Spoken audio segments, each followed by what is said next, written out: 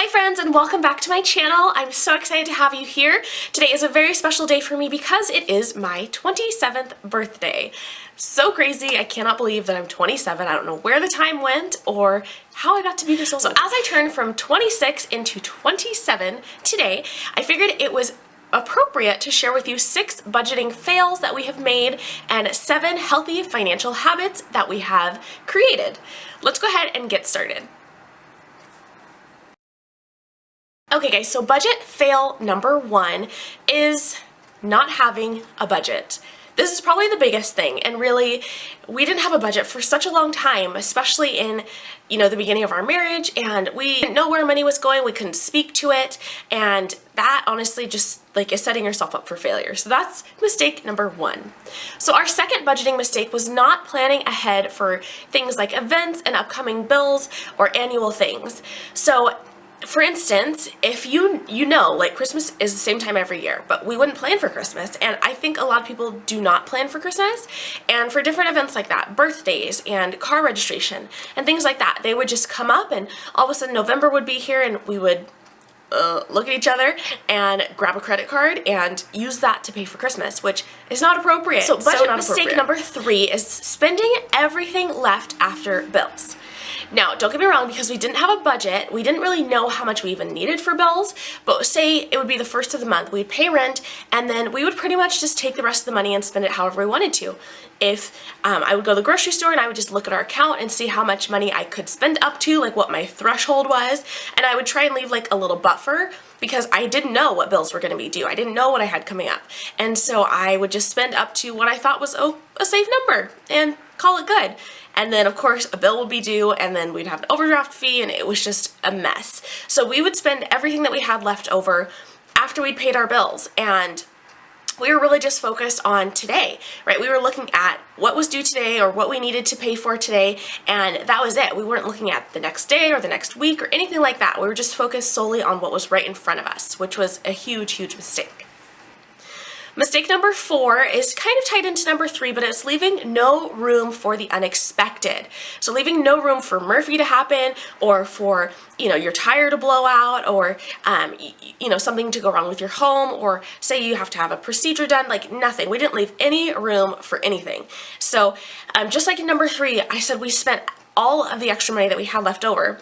This is, again, ties into number 4 because we didn't leave room for things to happen. We didn't leave room for something to come up, for a large bill to come due, or for car registration or anything like that. We just spent it all. Number 5 is a huge one, and it was comparing our lifestyle to others.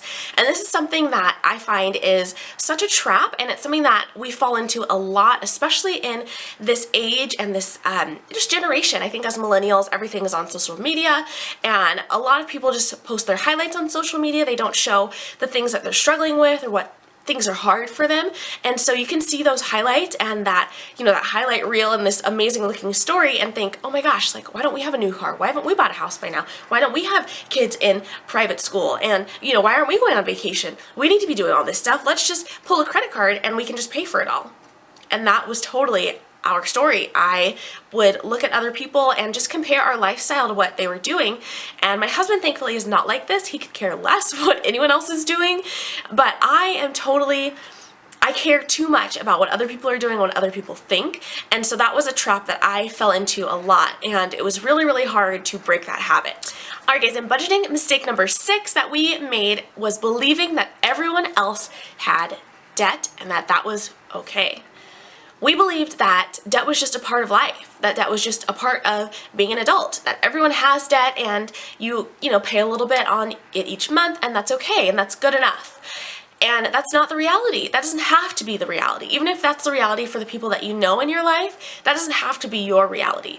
And that was something that we just fell into. My parents had debt, my husband's parents had debt, our friends had debt, and really you don't know, right? You don't know what your friends' stories are or what they have, and again with the highlight reel, you don't know what people have, and if they did buy a car cash, right, or if they bought a car on a car note, you don't know those things.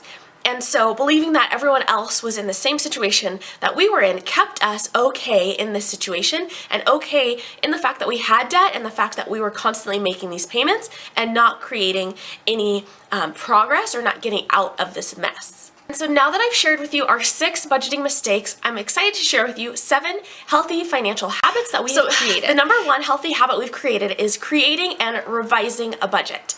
Now, our budget is something that changes every single month, and it should, right? It's something that we sit down, we look at, we have kind of a baseline and a guideline for things that are due, but things that we have coming up, the events that we have, and birthdays and annual bills that are coming up change from a month-to-month basis. So our budget is flexible, and it gives us a constant reminder to always be planning for the future and to change our budget as our life changes, and that's okay. That your healthy habit number 2 is establishing and keeping an emergency fund, because like I mentioned earlier, those things are going to happen, right? Things are going to come up. The unexpected is going to happen. It's a part of life, and we have to be prepared for it and have an emergency fund in place when those things do come up. So that is the second healthy habit for your finances. Healthy habit number 3 is to create sinking funds. Now this ties into number 2 with creating an emergency fund, but number 3 has allowed us to plan out for things that happen once or twice or a few times a year, or even things that happen maybe often throughout each month, but not on a regular consistent basis, such as birthdays. So for our family, we have a couple birthdays pretty much each month, but there are months every now and then where we don't have a birthday, or say we'll have a friend's birthday come up and things like that. So our sinking funds include things like Christmas and car registration, which happens once a year for both of our cars, weddings that are coming up for our friends because we want to be able to get them great gifts and also afford to go to where their weddings are, or to buy outfits for their weddings and things like that. And also things like for Kiki, she goes to the groomer every couple months, and we need to buy flea medicine for her and things like that. So those things aren't monthly expenses, but they're things that we put away money towards monthly so that we can afford to fund those when they do come up. So habit number 4 is talking openly about our budget. Now in our family, our budget used to be like a 4-letter word, and we never talked about it, we didn't like it, and we thought that, again, that, budgeting was bad and that no one really budgeted and everyone had debt and that was just okay. So we've really created a habit of talking about our money and being able to not get stressed out when we talk about it, and being able to be in a place that is just a good place when we do talk about it. And like I said, we talk about it often, so we're open with it and we're honest, and we talk about the things we failed with and the things that we have done well, where our strengths and our struggles are, and all of that. But it's something that we've gotten really comfortable with and just are able to talk about it openly. Habit number 5 is setting goals, both short and long-term goals. And this is something that has encouraged us and motivated us with our budget, because we're able to look at short-term goals that are going to be done in the next 1 to 2 months or 3 months, as well as longer-term goals, which are 6 months or a year out. And we're able to look at those and dream and know that where we are right now isn't where we're going to be forever. And so setting those goals gives you something to work for, and it gives you a bigger, smaller goal to work towards, rather than just saying, we'll be debt-free in the next 2 years. Instead, we set out a goal and say, okay, we're going to pay off XYZ bill next month, or in 2 months we're going to pay off this bill, or in 3 months we're going to start this fund because we eventually want to go on a vacation or something like that. So setting those shorter term goals as well as long-term goals really helps you to get excited about your money and to know that your money is working for you and not just sitting there and being paid out to other people. So healthy habit number 6 is focusing on our goals rather than what other people are doing.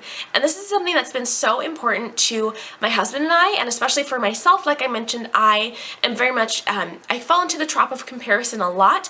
And so just knowing what our goals are and focusing on them and really supporting each other and standing behind one another with our goals, and knowing that even though our goals may not be someone else's goals, that's okay, but these goals are the best for us, has been so important. And I really encourage you to sit down with your partner or with whoever you're budgeting with, and even if it's a friend, just to hold you accountable with your goals, because once you set those goals, you have to stick to them, because if you don't, you can literally be swayed back and forth.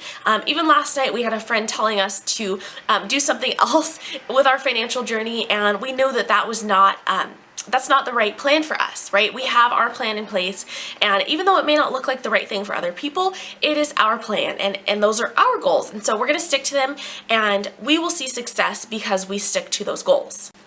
Okay guys, and habit number 7 is really so important, and it is knowing that each stage in this journey is not permanent.